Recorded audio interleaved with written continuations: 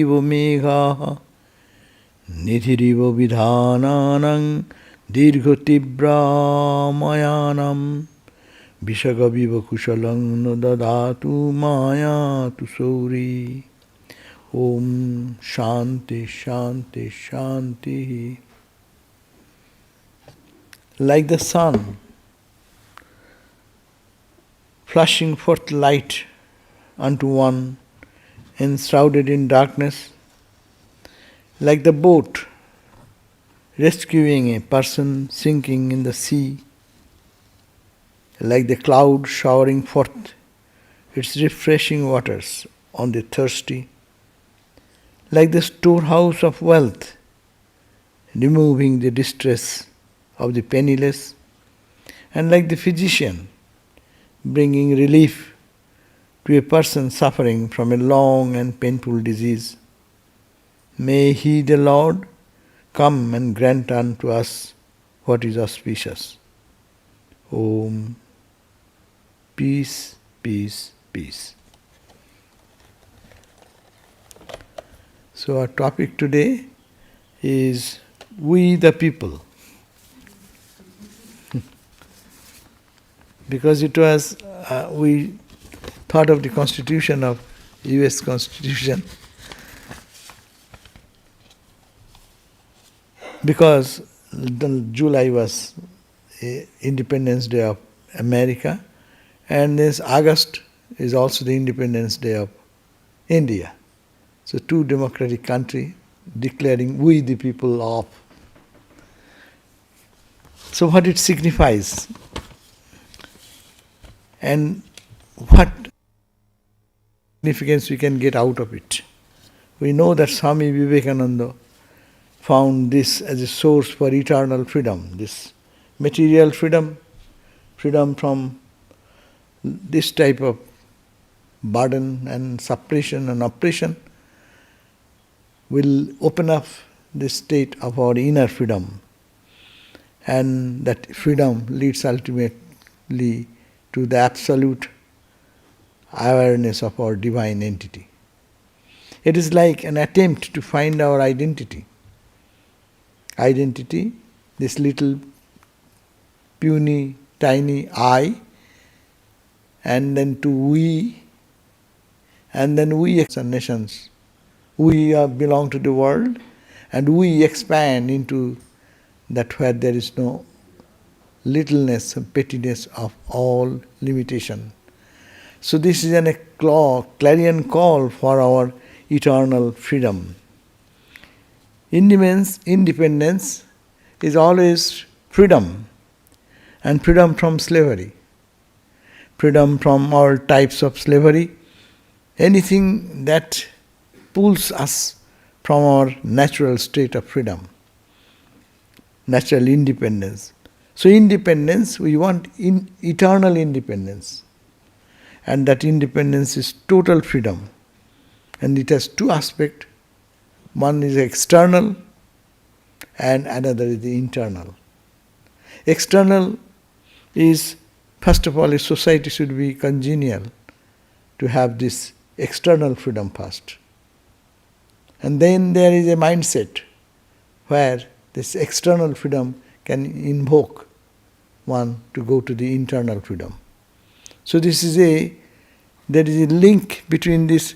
A society should be very congenial to feel the language of freedom, not suppression, not forcing someone to always keep under control. The power of anyone, and all this distinction and this separation idea, the oppression idea should be removed.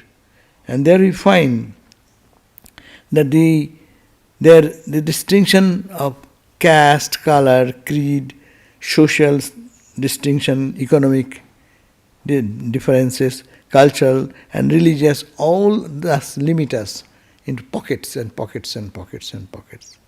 But when I try to understand that I expanding into the we, then its form changes. as I am always subject to so much of conditioning.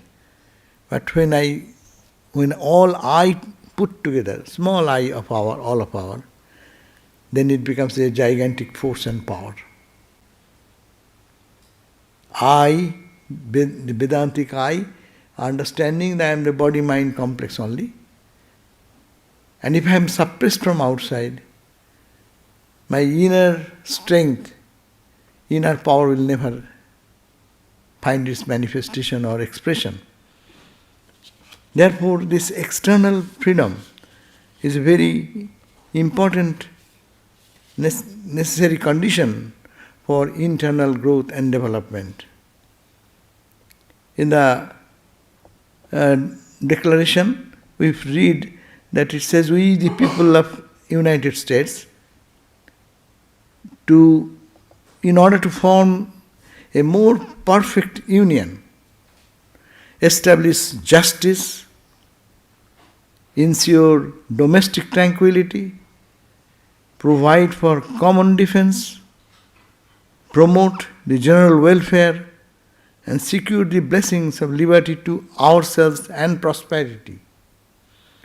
Do ordain and establish this Constitution for the United States of America. What a grand ideal. How that all these limitations in the physical plane and the outside situation of ours, to form a perfect union of all the states, that's of course one important point, establish justice. Their society should be a just society. A pure mind can function when there is a pure society, at least purity in the sense of that honesty, sincerity, freedom, and right, their own rights are established in the right way. No one can dominate on the other unnecessarily, and ensure the domestic tranquility. See, that's a very important point. To keep the tranquility within among ourselves in our domestic life, and also provide a common defense for protection of all interest of everyone. Promote general welfare. The society we should live where is the welfare for all. No one is deprived of that. So these are conditions. And secure the blessings. It's a blessings, has been used to word, blessings of liberty to ourselves and to prosperity. That liberty, that concept, that's the very foundation what Swami Vivekananda was very intrigued into it. So we find that to ordain and establish these ideals, grand ideals, this Constitution for the United States of America had been established. So, even if you find in Indian Constitution, they say, we the people of India, having solemnly resolved to constitute India into a sovereign, socialist, cultural and democratic republic, and to secure to all its citizens justice, that's in social and economic justice and political justice, liberty of thought, expression, belief, faith and worship, equality of status and of opportunity, and to promote among them all fraternity, assuring the dignity of the individual soul and unity and integrity in the nation. So these are all grand ideas. Suppose if we find a society with these ideas manifesting, what will be a state to be joyful state of everyone enjoying the freedom, everyone enjoying the equal rights, everyone is having the equal opportunity to develop in their own material world, and after material prosperity can come spiritual prosperity. We cannot ignore the first part.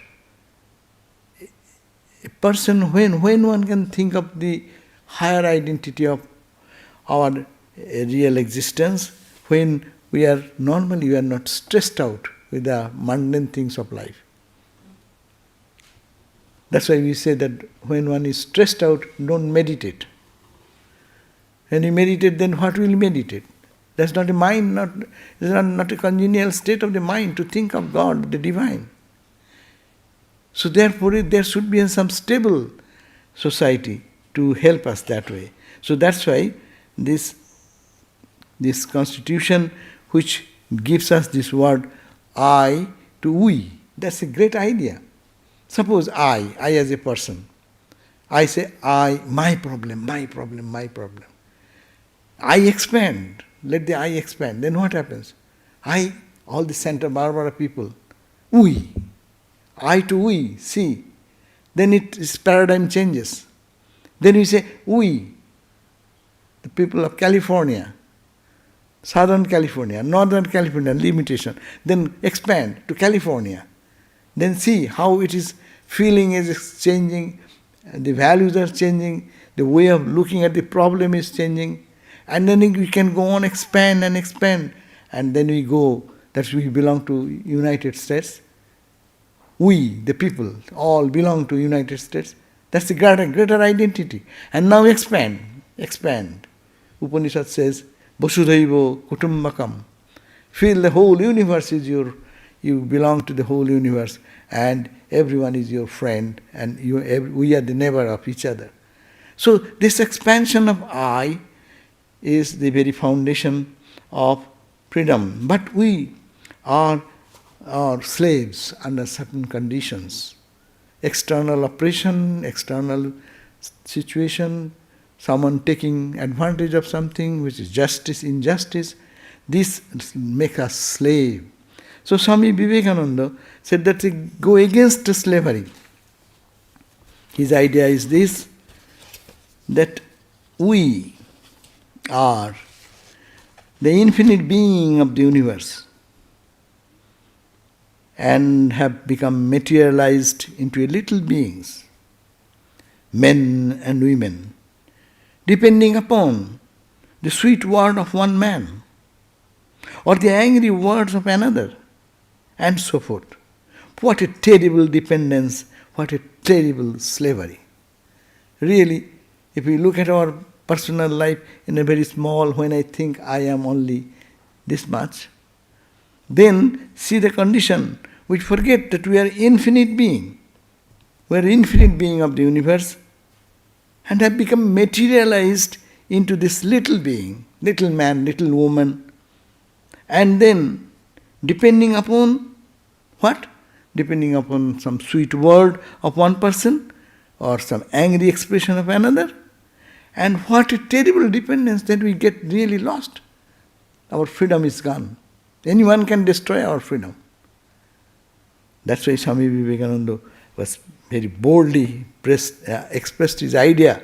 I, who am beyond all pleasure and pain, whose reflection is the whole universe, little bits of whose life are the sun and moon and stars, I am held down as a terrible slave. And if you pinch my body, I feel pain. If one says a kind word, I begin to rejoice. See my condition. See my condition, slave of the body, slave of the mind, slave of the world, slave of good word, slave of a bad word, slave of passion, slave of happiness, slave of life, slave of death, slave of everything. The slavery has to be broken. That slavery is to be broken. That's the purpose of life. This is a very realistic analysis of our life, how we, in our essential nature, is so unique and we are eternally free and have put us into this bondage, limiting ourselves to this small I. So, as I said, this democracy, when expanding I into we, that gives us solidarity, that gives us power. Individually we are so weak, but when we in a family. Individually, each one is different. When husband, wife, mother, brother, sister, everyone join together, it's a integrity, and that has a force, power. A society, when it's integrated together, that is a tremendous power. And when it dissension happens, all it filters away the energy, and everyone becomes little and minor and frightened to every odd situations. So, this independence is to be sought in our life, and we should get out of the slavery of external slavery, what the society impinges on us, or the environment forces us.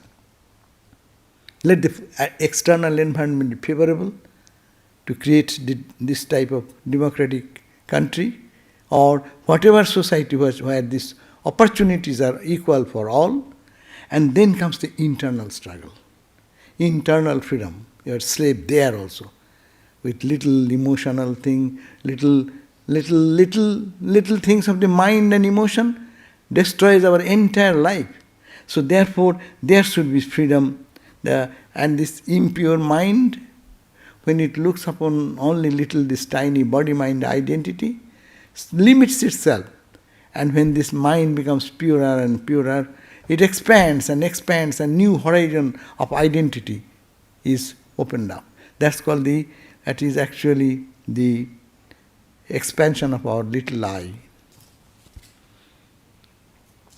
That is only that not I, but we.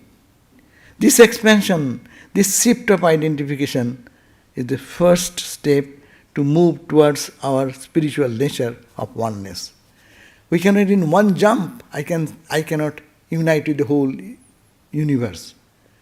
But let us start I to we, this expansion idea. Then cooperation comes. Someone's suffering, I can feel the suffering. Someone's joy, I can share the joy. So this expansion of I, that is very important. But what I? We have two I, and it's called kachami, pakami.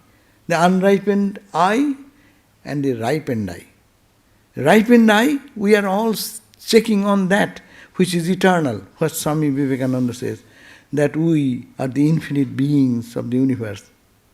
So that is the real I. But kachami is this petty I, this little I, which is bound by all types of limitations.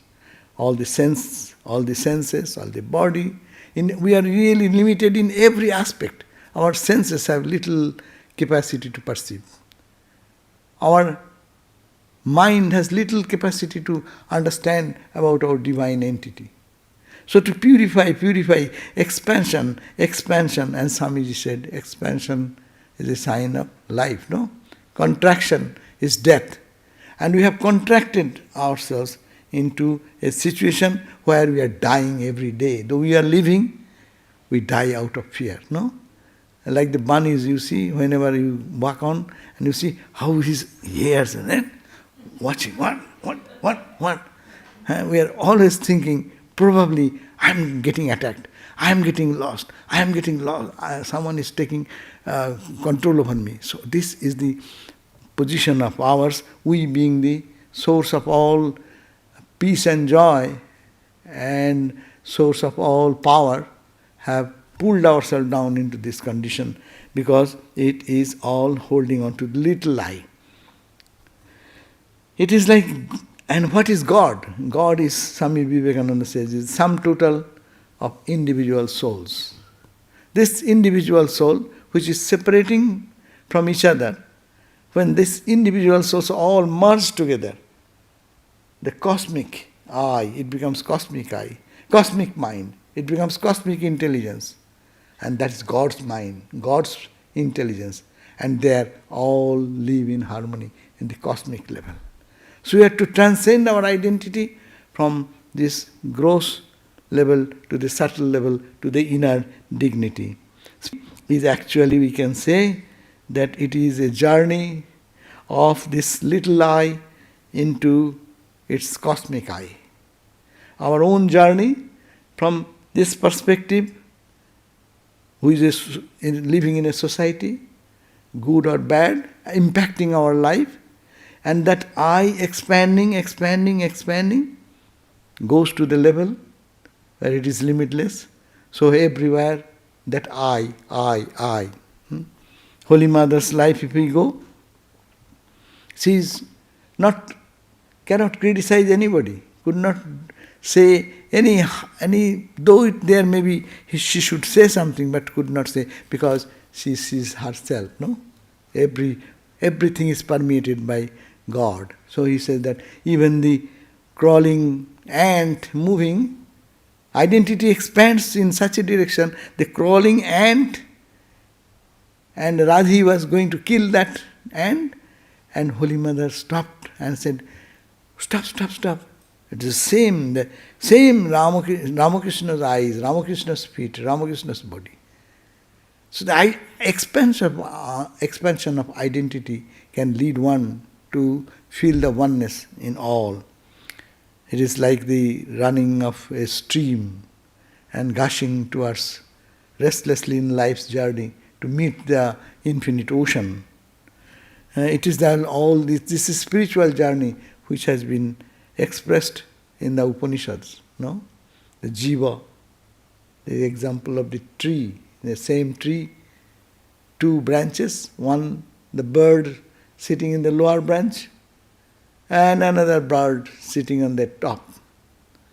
Lower bird, dva suparna, sajuja samanang, vrikshang parishasya jate, tayor eko, sadhu pippalo annametti. So one bird living in the lower branch, we are, and there are beautiful fruits. Sometimes I pick one fruit, it's sour. You get disgusted. Then you pick something, it is sweet. Sweet and sour experience goes on. And when it is too much sour, then he gets tired of this. What is going on? Look back up and see there is the other bird. Very peaceful, joyful, always happy, always cheerful. And he says, wow, what is that? Let me jump. This is the journey of the ego. Ego expanding, going up into breaking the horizon, bondage, and then goes up. And then again he forgets, enjoys other things of the world, and as the mind develops, the finer and finer experiences of enjoying the world in a finer way. God is what we talk about heaven. Heaven is an enjoyment, not this plane enjoyment, in a higher plane enjoyment. So there also body, mind, another body is there, subtle body, subtle mind. And enjoying all those things, again get tired and bored, and then tries to look after again that bird, peaceful bird, joyful, cheerful, and looking, again moves and, oh, what is this? More and more and more and more. And then what happens? When it comes very close to the peace, that eternal peace, the example of the Upanishad, the lower bird then merges into the upper bird. That means it reaches its conclusion, its journey ends in perfect peace and perfect happiness, absolute joy and absolute happiness, never to go back. And this is the example of the Upanishad, which is telling, like we individual soul, living in the material world, only looking at the conditions in which we live, sometimes happy, sometimes unhappy, and this is bitter experiences for life. When it becomes too much, then we turn towards little expanding our identity, our attachment to the things get little dissolved, and we find little, we can live without that attachment also. Learn, and expansion, and then it goes into a higher and higher altitude, and ultimately it comes to the higher essential nature of ours. This is a reflection. Which was below, it was a reflection, it was not the real. But real is sitting over there. This is reflection. It's called the Chidabhasa in Vedantic terminology. So now this Ramakrishna, of course, says about this experience much deeply, that the lower bird, like all the ordinary jivas, experiencing all the sufferings and pleasure and pain, being tired of that, tries to move on and on to the higher bird, real nature of ours.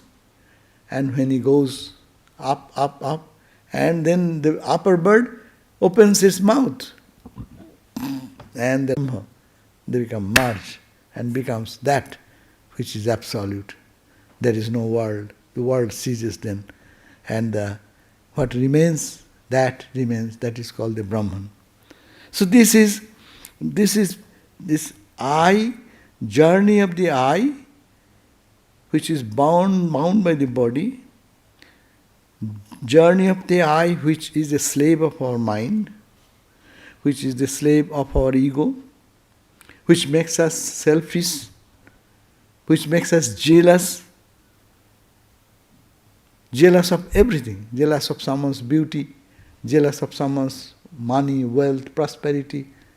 So this little tiny living changes, and this little identity with the power, wealth, health, beauty, position, prosperity, all this expand and expand and expand.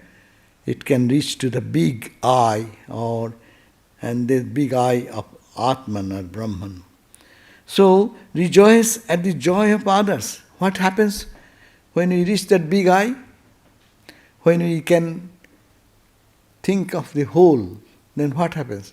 Everyone's suffering becomes my suffering. Everyone's joy becomes my joy. Previously, it was my joy is only my joy.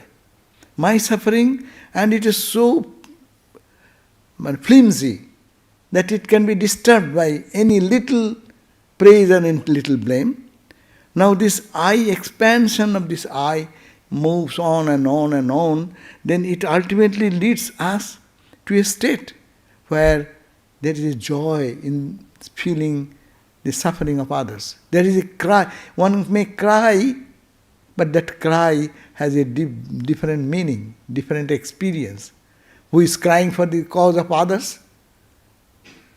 There is a joy in that cry. Swami Vivekananda used to cry, looking at the suffering of others. He used to rejoice at the joy of others. That is identification of the little I, and expanding that into the vaster dimension of our reality. So that is to be explored, and that is the purpose of our life. So the rejoicing, as Sri Ramakrishna said, no? Or Sri Ramakrishna's example, life example gives this truth. When Ramakrishna was in his last days, and he could not swallow anything, the throat cancer, and body becoming emaciated. And then Naren requested that you should have to go and you tell Mother Kali, you love your Mother Kali, we don't understand, but you know your Mother Kali, why not tell your Mother Kali to cure yourself? But then Ramakrishna said, how can I say all these petty things? See, he is thinking petty thing. If I am in disease, do I not say, oh Lord, please cure this disease? It's very spontaneous for us. But this little I, when merged into the bigger I, what happens? When he has been requested to take care of the body, he says, how can I say this petty thing to Mother? No, you'll have to do, because not for you, for us, and all these arguments. And when Naren says something, Ramakrishna cannot avoid that, cannot just brush out. So he ultimately went and talked with Holy Mother, Divine Mother, Kali, and said, Ma, these boys are, do something so that I can eat something so that the body is retained for some time. And he came back and scolded Naren and said, you fool, you rascal, you send me to Mother to ask for this. And what Mother said, are you not eating through so many mouths? See the view, how the expansion goes on. You are eating. We read in the books. But in a practical demonstration of the spirituality, that's why everything should be viewed through the telescope of Sri Ramakrishna. To see the spiritual life, to understand it, which makes sense, we have to go to the life of Sri Ramakrishna. Here he says, you rascal, you send me to ask for this thing? And mother said, why? Are you not eating through all these mouths? Through every mouth I eat, through every eyes I see, every hand I work, no? Upanishad says, Sahasra, Shirsha, Purusha, Sahasraksha, Sahasrapat, Sabhuming Vishwatu, Britya, Attatishtat Dasangulam. Here in the Purusha Sukta it is said that I, this Purusha, Sahasra Shirsha, and millions of head, it's all my head. And millions of hand I work, millions of feet I walk. I experience it as I. This is the prayer mantra also for when we do the worship. We put this mantra, no? Let water, Sahasra Shirsha Purusha, that mantra we chant, thinking this deity is the sum total of the cosmic head, cosmic personality. So it's embodied into the little. So this is a awareness that this cosmic has embodied into the little body-mind, but I am not the body-mind. So that idea will be the result of the big I. If one moves day by day and night, thinking of what is my real identity, not this body, not this society in which I am living only, but it's everywhere I am, not only in the human, but also in the plants, trees. That's why the identification goes on Ramakrishna's, no? One gentleman walking on the grasses and Sri Ramakrishna feeling the pain and his chest is having the mark of this walking person's red, it become all red. Identification with the suffering of the grass, not that he was all the time tuned to that consciousness, but whenever he goes to that big I, you can feel both. The joy of all the world is my joy, and all suffering is my suffering. So, and that makes them the great people whom we adore and worship. Why we worship Christ and Buddhas? Christ identity. Christ was a human, but he cried for the suffering of others. He shared the suffering of others. He felt the sufferings of others. He rejoices the others' joy. So Buddha came only suffering, taking away the suffering of others. Ramakrishna came. Take away the suffering of others means feeling the identity. Who can take away the suffering of others? First condition is that you feel the suffering of others. Then you have a way to get out of it, the remedy of it. So suffering is no suffering then. When it is a vast identity with the entire universe, that suffering is not ordinary suffering. And that may have pain, that may have frustration, but that frustration and pain is all fulfilling, all rewarding. So therefore, better to say that we are to move towards this vastness of I, little I, expanding into the bigger I. We, rather, but if you say I, two words, rather you say we. And that we, in that we, it is expanding to the human, to the subhuman, to the trees, to the plants, to the earth and planets and sun and moon and stars and galaxies, all included into that oneness of all. And people make all this, always we is very good. But we, when it ends in it makes a horizon, then it becomes very limited. Even I belong to, we are citizens of US. Another country, you are citizen of Mexico. Okay, now, you see, there is a division. Their interest comes. United States interest comes. Other countries, all their interest, and there comes fight. There comes sometimes friendship. No? But there is this conflict again there. Now suppose you go to the UNO, United Nations, where you give those people who really work in that, they have a global view. In the name of religion, I am a Hindu, you are a Muslim, you are a Christian, you are a Jewish. Again, making a little barrier. We Hindus are one, and Christians are another. And so you fight with each other. The whole world is going on fighting, fighting, fighting. How much bloodshed has happened in the name of religion, where to bring that unity. It is more than that of the wars what has happened for sovereignty. No? The expansion of the land and all the kings fight.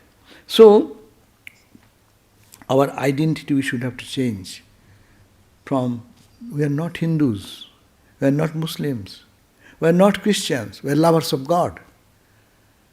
Just see the expansion, how we can expand. We can make distinction and differentiation, and that can kill us, and it's killing all through the history. But expanding that identity, we, no, we. Who is Hindu? Who is Muslim? Hindu is a path. Muslim is a path. Christianity is a path to reach God. If God is the center point, then why are you fighting with each other? Where is the reason of fighting? So, expansion, that's a broad mind opens up. The spirituality is becoming broad-minded. And you cannot find anyone, spiritual person, who is narrow-minded. Spiritual, real, genuine spiritual person of all religion, you will find the characteristic is the same. They talk the same way. You read Bible, you read Bhagavad Gita, you read real, genuine Buddhistic literature, talking about the same fundamental principle is the same.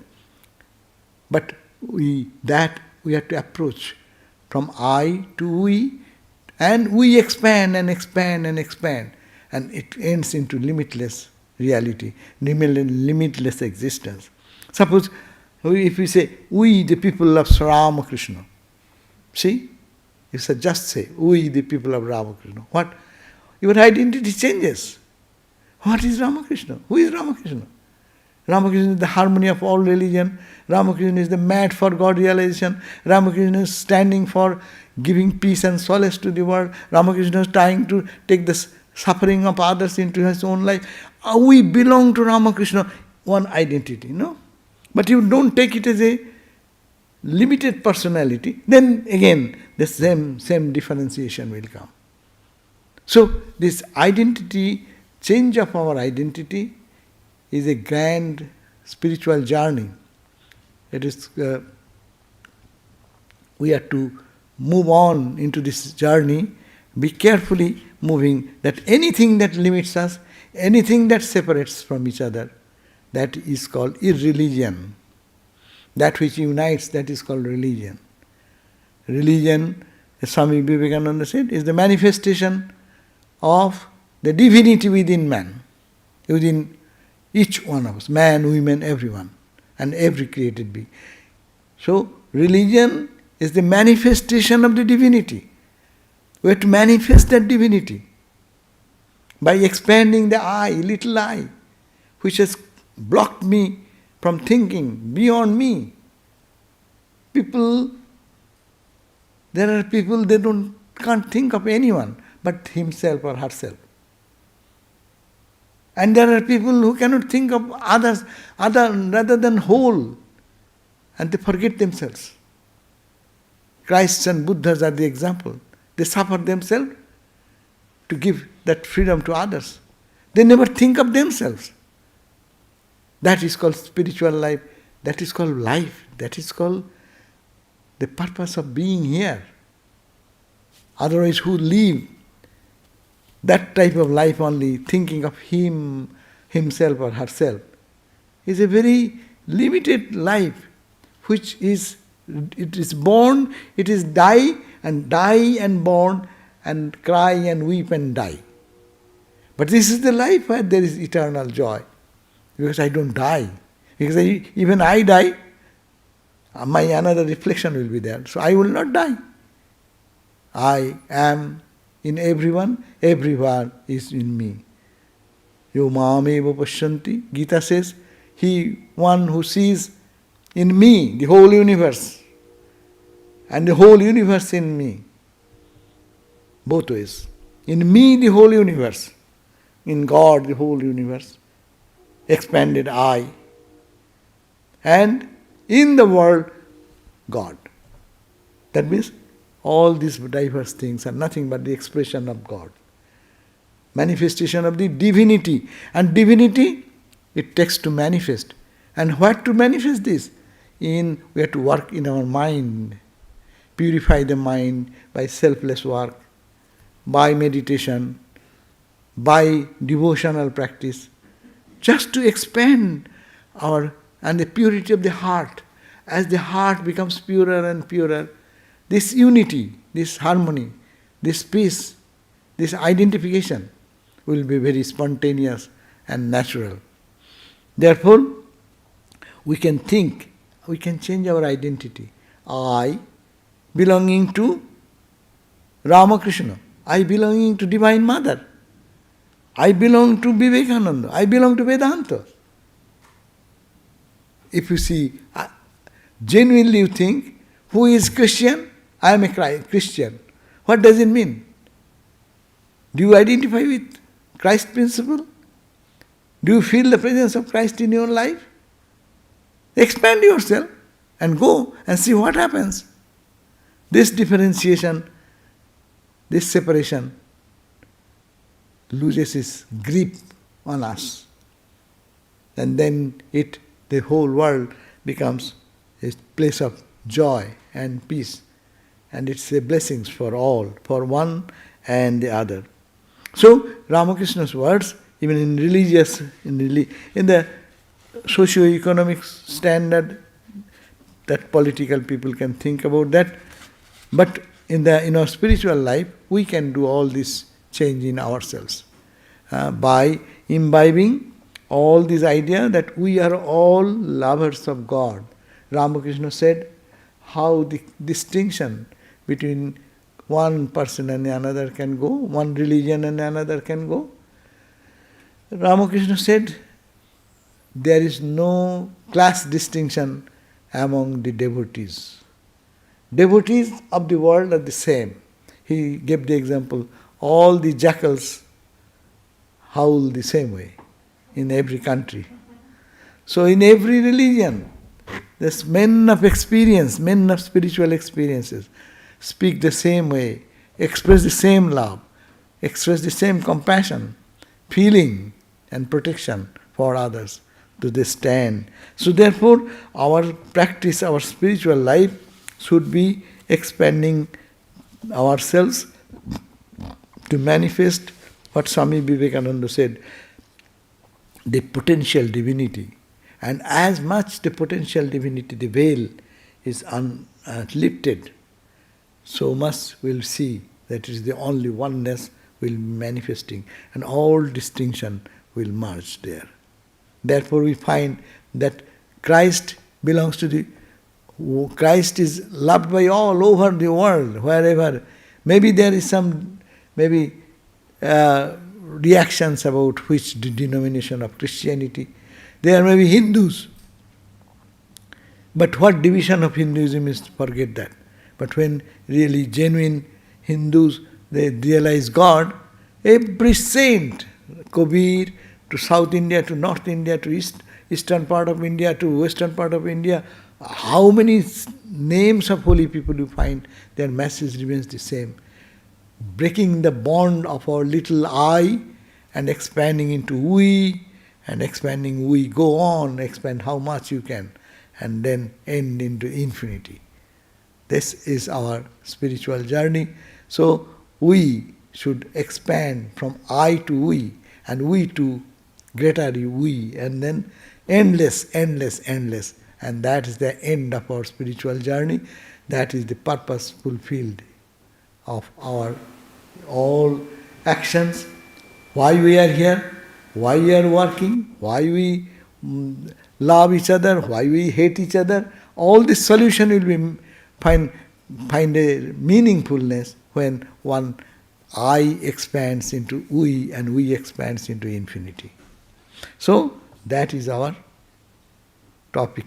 We the people. So we actually, it's not for, we can be used in a negative way also. But it is, our purpose is to see we in the real perspective, what we are really. We are, that Vedanta teaches us again and again, we are not that what we look from outside. We are not that how I behave. That's not me. That's a juxtaposition. Vedanta says you have superimposed. On the reality, you have superimposed your mannerism, your cultural background, thought in culture, in a particular culture you are born in. You are bringing your prejudices upon that. And that is me.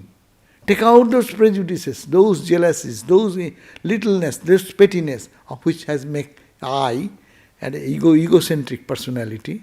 Then what will remain? The divine in each all of us. So that is the expansion of life, and that is the goal of life. Thank you all.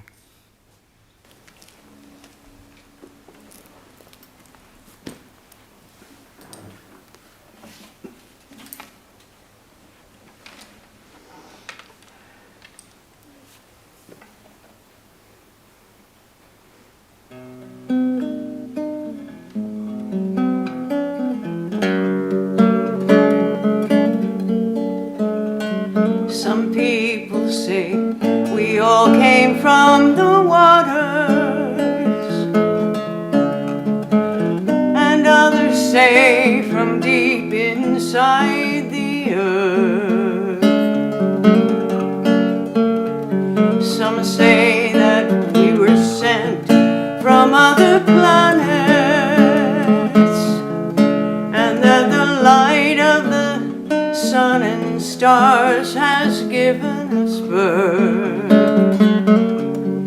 But you're the fire of creation, the breath of eternal, the rhythm in our hearts, and your words upon our tongue.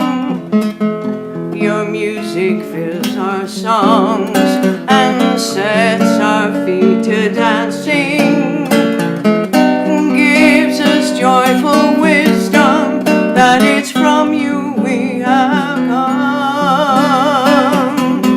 From you we all have come. Some say that we all came from a cradle of civilization, and others say from deep in the beautiful garden. Some say a bird from heaven delivers our children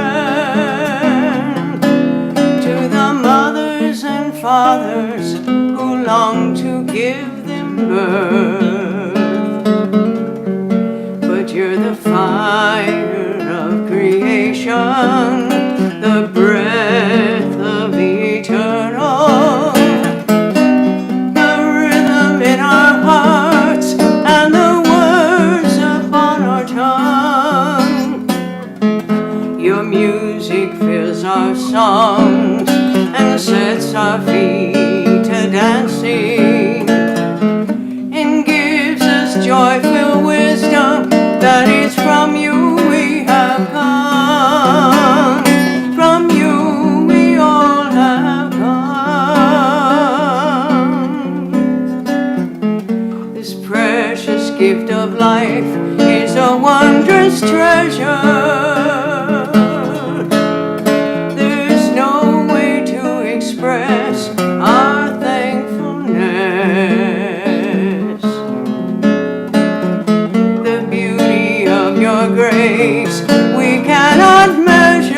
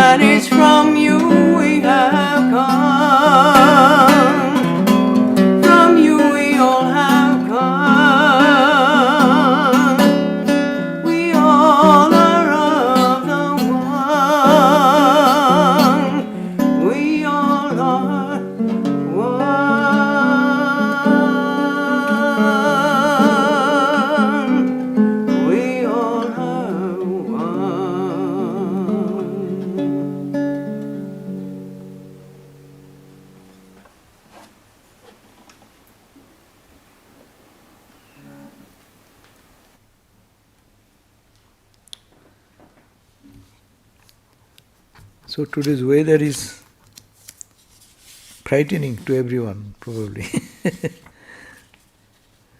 So to next Sunday, I see that Swami Sumanashananda, our assistant head Swami, will come and he will speak on the topic, Who am I? Who am I? And in between, 26th Saturday, there will be gospel class here. Anything more? Karma Yoga Day is which day? It was Saturday the 26th. That is the 26th. 26th Saturday, 9 a.m. Karma Yoga Day. So, and we can have some question answer after this, if you can stay back, otherwise we will meditate. Oh, and I close with a chant. Thanks for who have attended online. I saw a few of you. Jai Ma, Jai Ma. And thank you all for coming in this hot weather. And fear, not yet started, but I heard that already rain started, no? In Hollywood area, I heard that rain has started. So we end with a chant. Om Shanti Shanti Shanti Harihi Om Tat Sat Om Shri Ram Krishna Arpanamastu.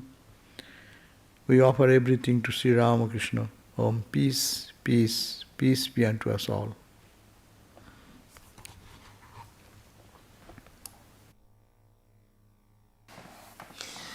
Jai Thakur.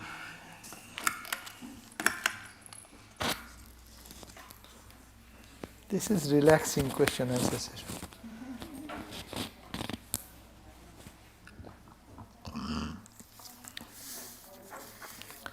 Yes, if you have any question.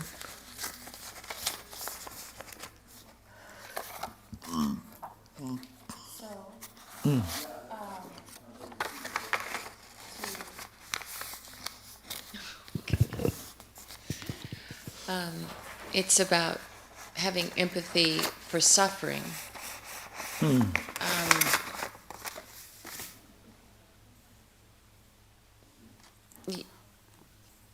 Are there limits to that, or how do you process somebody else's suffering?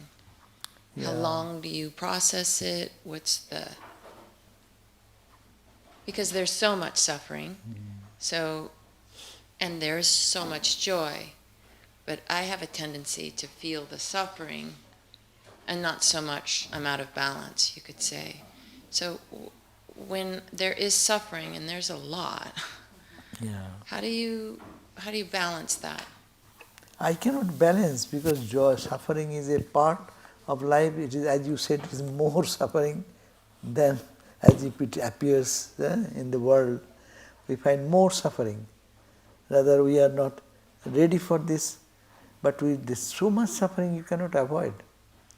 But how to avoid the suffering is the whole spiritual life. Suffering is there. What can you do? You can do anything, do. If you cannot do, pray to God. Pray His power. God has created the sun, moon, stars, galaxies. Only planet Earth is so small, tiny. What is the suffering of this one planet if there is so many people, no? They are in the infinite space. How many areas, whatever, I do not know, what science does not know. They say they don't find anybody, no? But so much is there, but who knows? So who has created? God. So let us pray to God. Say, my small I expands, and this my benefit, first benefit, I am the first person who gets the best benefit. When I think of you, then I extend myself to you. No, a child. Please come forward, we can see your faces. A child, my mom takes care of the child, is it not? And takes all the suffering of the child. Rather more, mother suffers more than the baby suffers. But is there no joy in that? Because you are suffering for your baby. Now you expand your identity. Mother cannot solve all the health problems. She goes to doctor, she gets some service. But whole night this child is suffering, crying, weeping. Mom is also awake and suffering, crying, weeping. But there is a great exchange of love there going on. That is the love is God. So if we explain like that, I have no connection with anyone in the street. But I see somebody, and if I have something I can help, do. If I not, can I not pray, oh Lord, please do something. As soon as you pray, your mind will be peaceful, your mind will be joyful, you are thinking, you are expanding your eye. And that expansion itself is spirituality. Not going to church, not going to temple only. Yes, those are helpful. Going to church, going to temple, going to every place. But more to feel the connectedness with the whole universe. And I am not separate from you. In the sea, in the infinite ocean of consciousness. Imagine Pacific Ocean, calm Pacific Ocean, and ripples up. Is there any difference between one wave and the other wave? It is also H2O, it is also H2O. Water, water, water, water. Essentially it is not different, but shape is different, size is different, push, pull is different, one is rambling over the other, one is fighting with each other. These are difference. But content, really, it is all that. So if we go to that ground, then everything will have a meaning. Suffering is no suffering then. It is a play. But not knowing it, for us it is suffering. And this suffering is an awakening call for us. Who would have gone to God unless one is suffering is there? Tell me. Anyone will call upon God if there is no suffering in life. And most of the people say, why are you talking about this much? I was one time talking with the Gita class, we are doing some Gita class in Cerritos. So one gentleman, he after some time said, why are you talking so much of suffering? I do not know what is suffering. I said, oh, is it so? You don't know what is suffering? No, I have a good home, I have a good car, I have a good relationship, I have good children. So I don't suffer. Then this class is not for you.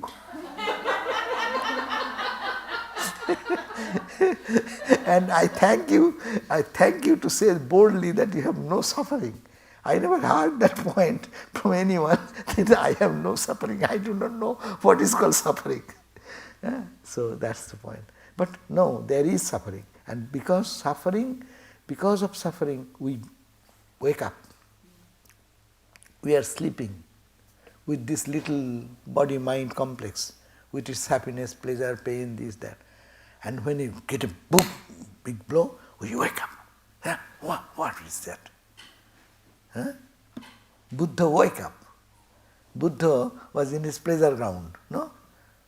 Fathers kept him into the big palace and with all comforts and pleasures and flowers and honey and everything is sweet, sweet, sweet, sweet. All young people, young girl, young women, my husband, wife, all this beauty, beauty, beauty, beauty. And then one day he thought, okay, I have never seen my countrymen, so let me go for a trip. And he was taken to the trip, you know that story. And he was going by chariot. And the king, he was a prince. So, and his father knew that this boy will be either a monk, great monk, will revolutionize the world, or he will be a king, best king. So his father was, for what? Father thought that who will take care of this whole kingdom, no? So let him be a king. But as there is a tendency of being a monk, so to avoid that, his father kept him in a pleasure ground all the time. All fun, joy, nothing. He does not know, have any idea about life. Then one day he went and found that one person sitting on the roadside and very emaciated. And what is this? Well, he is a sick person. Well, sick? What is sickness?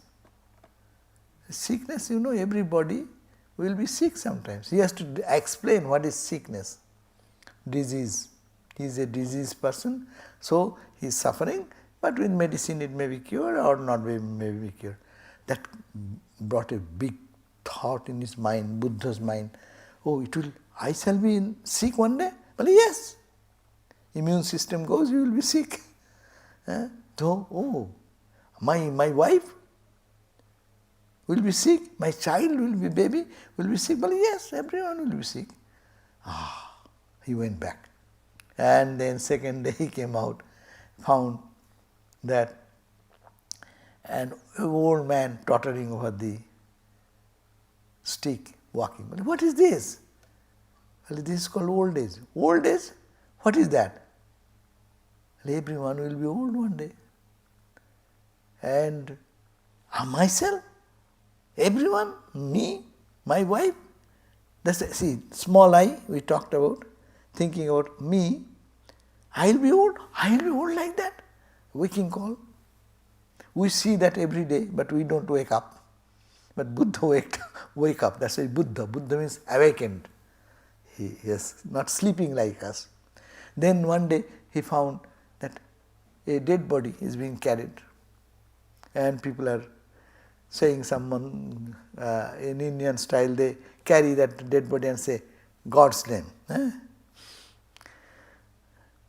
Ram, Ram, Ram, Ram, Ram, Ram, like that. What is this? Well, this man is dead. But dead? Who is dead? Well, he was alive yesterday, but he dead. That's why he is going to the cremation ground. Cremation ground, this body will die. Well, your body? Well, my body, your body? Well, yes, everyone will die. The third shock. First, second, third shock. And fourth day, we saw a young man, or a little young or old, whatever maybe, is walking, have no position, nothing, face beaming with joy, with ochre cloth, like that. He said, what is this? He's very peaceful, joyful. I said, he is a monk. Well, a monk, what is monk? Well, he has given all connection with this and that. And this is big shock. Brought a revolution in his mind. Then he said, wow, so I shall be old, I shall be diseased, I shall be dead. Then what's for this palace? What's for this fun and joy? It is camouflaging the truth. You are just keeping something deep sore covered with a beautiful covering and flour, sugar coating. As we take the pills, sugar coating. Bitter, but we are not understanding sugar, coating sugar. It will not, life is not like that. Then he went very seriously. I will have to find out the mystery of life then. Why I am born, why I am here, what is the cause of my suffering, why I shall be facing all these challenges, and what is the way out. And that he found out, Buddha's way. No? So, dukkam, dukkam, sarvam dukkam. Suffering, suffering, suffering, everything. We all know from childhood till today, we are having physical suffering, emotional suffering, intellectual suffering, egotistic suffering. I am such a big guy, what are you? So suffering, competition, jealousy, and it's always there.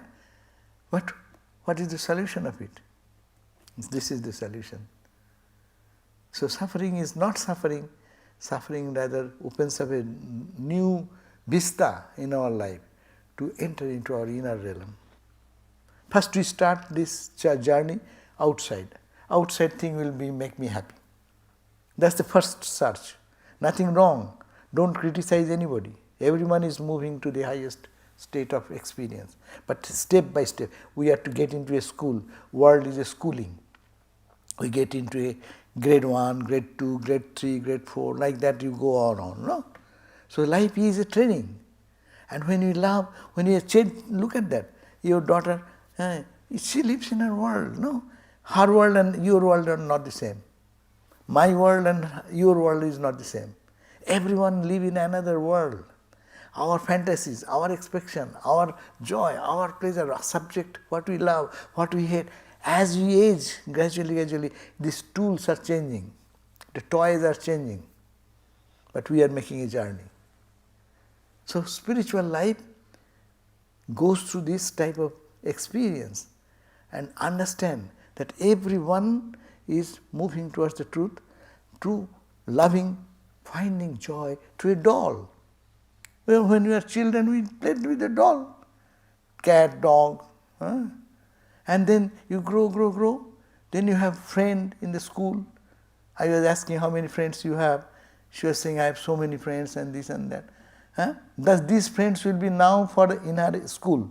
When she goes into the grade school, then she goes to the college, friends will change, no? Now one will be very intimate with someone, they get in relationship and this and that and get married. No, this is also in the journey, it is coming. Trying, why we are doing all these things? I will find joy, I will find peace, I will be happy, I will remain in that happiness. All our effort is only cry for our Satchidananda nature. I am eternal, I want to live all true, I want to experience joy, and I want to live consciously in that joyful state. That is the three cries of all human, the entire human society, entire creature world, the animal world, beast world, every world is searching for this three. I want to live, that's why no one wants to die. Existence. I want to live not like a rock or a stone, to an intelligent person, bright intelligent person. And third, I want to live in joy. Not momentary joy. I know momentary joy. Ice cream is momentary joy. You touch the tongue, ha ha ha ha, and then within few seconds, gone. Then you can take box of ice cream and go on eating, then you will be bored again. Both sides is bad. First of all, the joy cannot give you eternal joy. Second, when you go on taking, after some time, I don't want, I cannot take anymore. So our dependence on outside, our search for joy and peace eternal from the outside, that is the starting point. And we are all doing that. But we are now maturing. Oh, this does not give me peace. I don't want it again. No? When our experience matures, through one thing, I tried that, it didn't work for me, I don't want it. No? You are maturing. And the dependence of external goes away. A point comes, you see, you think that you are loved by somebody, you have your friends, you have your own near and dear one, and you at one point you see no one around. The suffering is there and you have to struggle yourself. Then you said, who is around me? All my friends left. All the friends leave, friends are with you so long you have money, wealth, prosperity or your some likingness. And all will turn their face back. Never look at when their purpose is done. So, that moment we think, oh my God, who is there? Then we come to say, oh Lord, oh God. No? That call comes from there. Oh Lord, oh God. Is there any God who can help me? See how suffering is taking one into the journey of the truth and truth. And there is nobody, but there is somebody in me who has never left me. He is sitting all the time in my heart.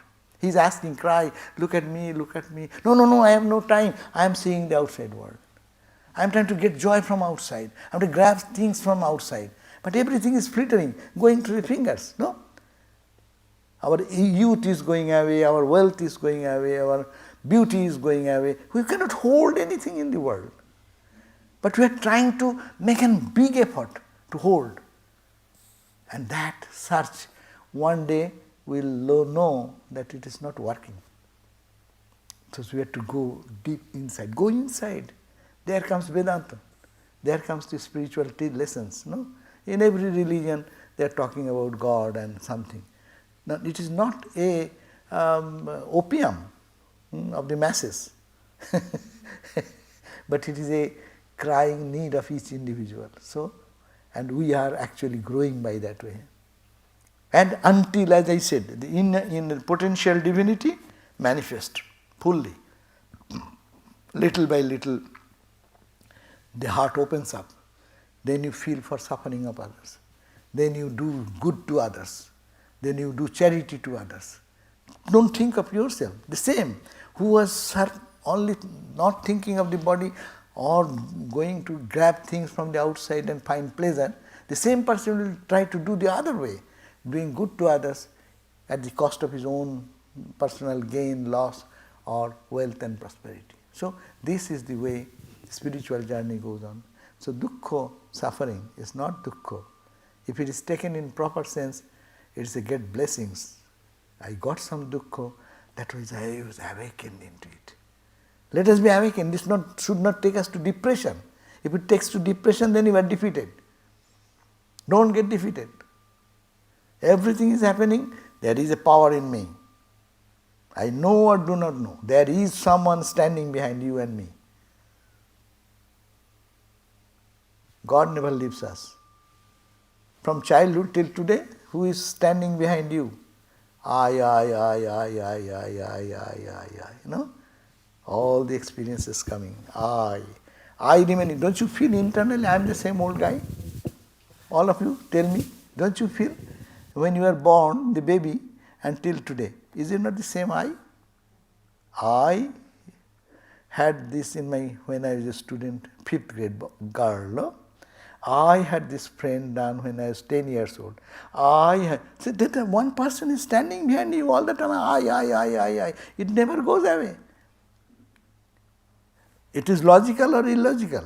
What philosophy is needed? What faith is needed? Do you need any faith to believe it? Your own experience, tell me.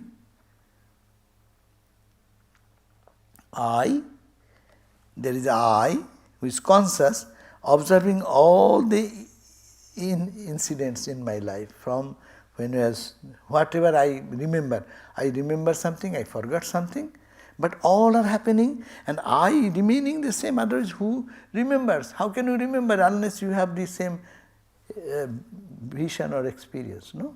So move on that way, so that I, hold on to that I. That's whole Vedanta teaches. Hold on to that I.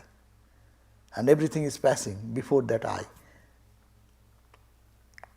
In the movie example we give, there is a lamp. Keep what is called? In the lamp, in the movie, there is a lamp, steady lamp. And the screen flows in front of it. And projection goes into the screen. So lamp never changes, but the film moves. It brings one scene to the other scene to the other scene. No? Anyhow, your question now.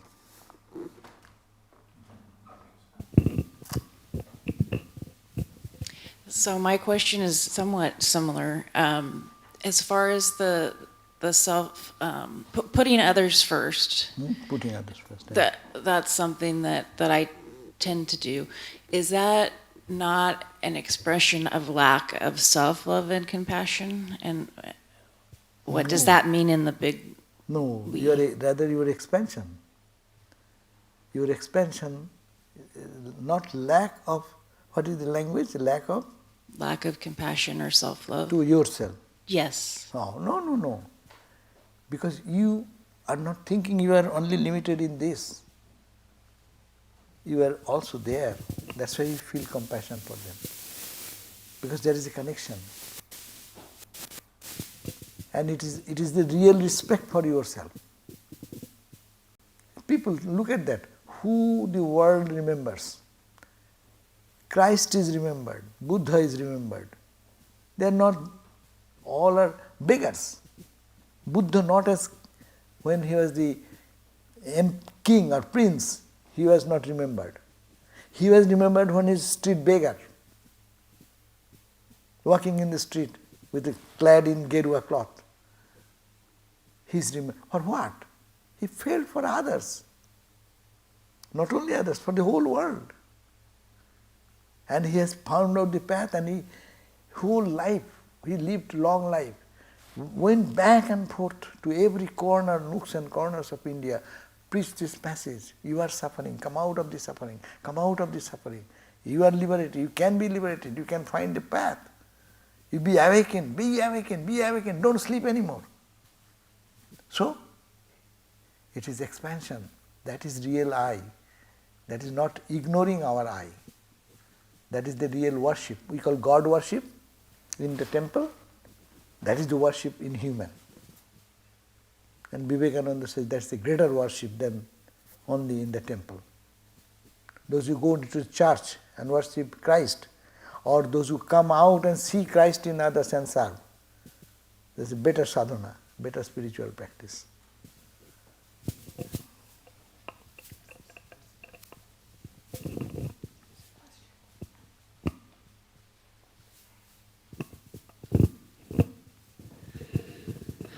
Thank you, Swami. I have found myself having more fears about change and death since I have become a parent. I try to honor the relationship that Mother God has trusted me to take care of this child. And the duty that I feel sometimes leads me into fearing that, oh, I must stay healthy, I must stay alive, because I must serve this role as the parent, and I'm responsible for her experience in this lifetime. So how can I feel that that's kind of counter to the spiritual life, because I find myself clinging to this I. No, not that. You see, spirituality should be for those people who are more responsible, steady in their life, and holding some principle. It is not escapism.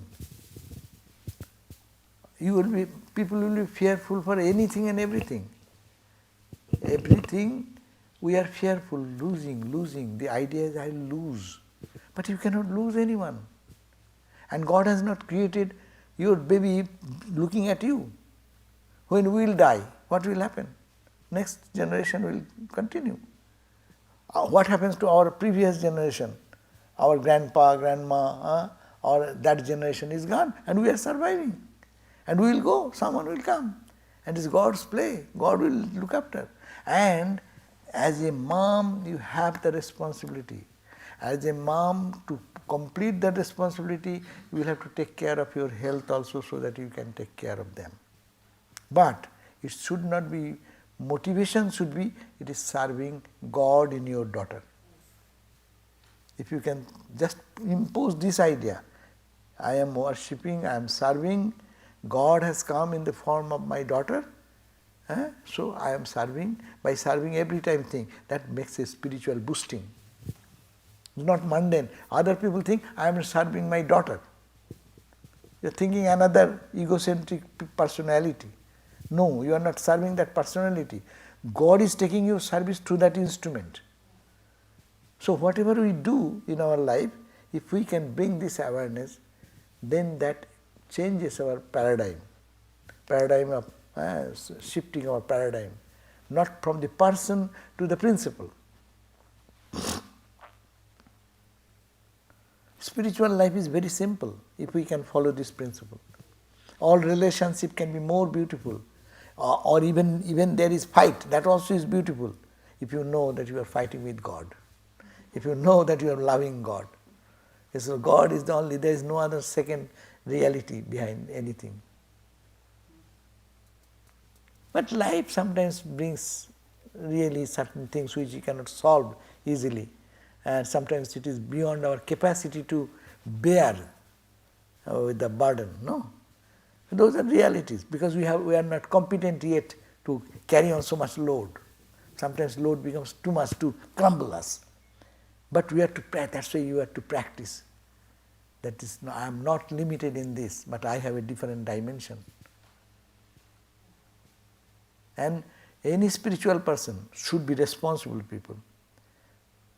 Sometimes it is a wrong understanding that spiritual people, I am absorbing God, I don't care for anything.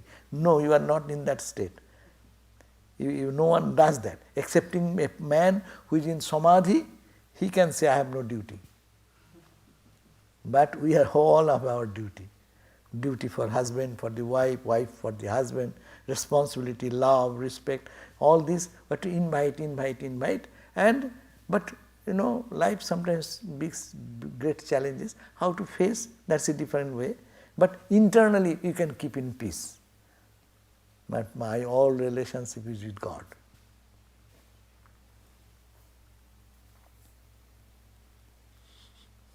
The Vedanta is very practical and rational. You can find anything. You cannot find any such irrational thinking, utopian. My faith, my belief. Your faith may be whatever. Does it corroborate to the truth? Faith is good if it corroborates to the truth. Vedanta, you cannot find anything which does not corroborate to truth or rationality. Discard it, throw away. Forget that God. We don't believe in that God. And fanaticism and other things come on those areas when there is no rational thinking behind it. Why Buddhism is so popular? Because it talks about rational thinking. Vedanta is also to the intelligent mind. Vedanta cannot be popular. Sometimes we talk so much, some people say, oh, few people come. Yes, few people will come here. Because everyone has a different temperament and tendency. They can get their food from their level. You go to the restaurant, how many types of food you can have it. You go to the grocery shop, how many groceries you can have it. But whatever one need, another may need another type. No? So God has a supply of all types of food, and we have to take what suits our temperament. But Vedanta is very, everyone likes it. Those are rational people, they like it because you need not have to have any faith or belief or nothing. But you have to be rational to understand. Really, are you the body? This is a simple question. What faith is needed? Tell me, are you the body? Why not? I am seeing the body. No, you are not seeing the body. Within split second it has changed. Every split second how many cells are born and dead and this and that. You are changing. How the change of your photograph, bring a photograph of 10 years before and today, each one of you, and see, this is you or this is you. Which is you? Which body is your body? This body or that body? It is a rational thing. Then its body is not me. And medical science has come to such a point, knee surgery, hip surgery, what they are doing? A cutting and placing and screwing and giving this. And do you say that are you that bone? So our scriptures have taught us long back, you are not all these things. But somebody is residing in this body. This machine is working and somebody is sitting inside. And that is me. And who is that? Explore. Find out yourself. It is not outside, it is in you. So you are the person to analyze.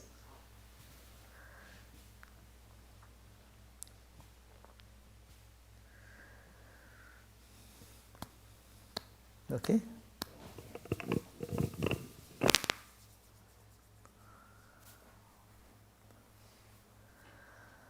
So we can then end here. Thank you all. See you again sometime.